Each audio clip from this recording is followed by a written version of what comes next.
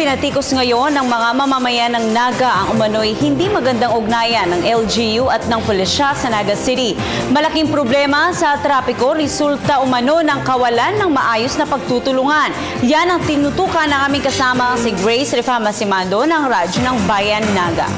Halos madismaya ang mga mamamayan ng Naga City kagabi dahil sa malalang traffic.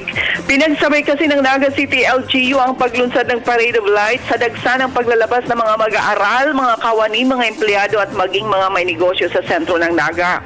Dahil sa isang malaking parada ng mga higanting parol kagabi na nilahukan ng mga barangays ng Naga City, ipinasara ang lahat ng mga major roads ng sentro, kaya't nagresulta ito ng hindi makagalaw-galaw na daloy ng trapiko sa loob ng halos 5 oras.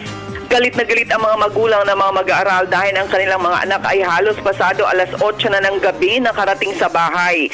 Nainis din ang mga kawani, ang mga trabahador, mga empleyado at mga negosyanteng pagod na sa maghapon na paghahanap buhay dahil hindi pa rin sila makauwi sa bahay sa malupit na traffic.